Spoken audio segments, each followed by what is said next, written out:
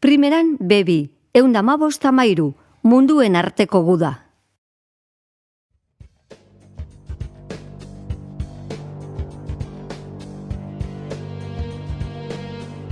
Orson Welles zinemagile estatubatuarrak Herbert George Wells idazlearen munduen arteko gerra eleberria egokitu eta irratiaren bidez zabaldu zuen. Jendeak irratian entzuten ari zena egiatzat hartu zuen eta izugarrizko beldur giroa zabaldu zen Estatu Batuetan. Herbert George Wells idazlearen nobelak estralurtarren inbasioa kontatzen du, nola jaisten diren beren plater hegalarietan itxura biribila duten izaki harrigarriak eta nola hasten diren eraso egiten arma ezezagun eta hilgarrien bidez. Garai haietan, irratia komunikabide nagusia zen mundu osoan, baina batez ere Estatu Batuetan. Gauero, familia osoa elkartzen zen irratiaren inguruan eta han entzuten zituzten albisteak, lehiaketak edo eguraldiaren berri. Hala ere, saio izarrak afalosteko dramatizazioak ziren. Nobelak eta antzeslanak irratiaren bidez zabaltzeko egokitzen zituzten, eta Orson Welles zinemagilea horretan ere maisua izan zen. Guztiak irratiaren aurrean eserita zeudela hasi zen Orson Wellesen istorioa.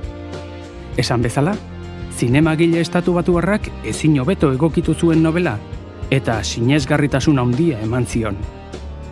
Ustez gertatzen ari zena kontatzen ari zela, azken orduko berriek edo kalean zeuden kazetariek jarduna eteten zioten. Halako batean, astronomo bati egindako elkarrizketak datu gehiago eman zituen.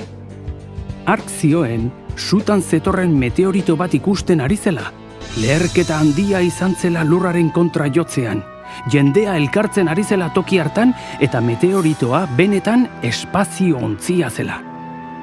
Irrati inguruan elkartutako jendearen oihu larriak entzuten ziren, kazetariek etengabe mozten zuten saioa datu gehiago emateko. Programaren hasiera entzun ez zutenek, benetan sinetsi zuten martetarrak lurra inbaditzen ari zirela. Jende asko, aztoratuta, sotoetan ezkutatu zen armak hartuta. Beste batzuek izuturik, leihoak eta ate zirrikituak bustitako toallekin itxi zituzten, estralurtarrek botatzen zuten gasa etxean sarretzedin. Jendea kalera irtentzen, beldurraren beldurrez. Ondoren, egia jakintzenean, eskandalua eta jendearen haserrea ere handiak izan ziren. Orson Welles bera erabat harrituta geratu zen bere programak izandako eraginagatik, baina munduen arteko gerraren emankizunak irratiak zuen indarra erakutsi zuen batez ere.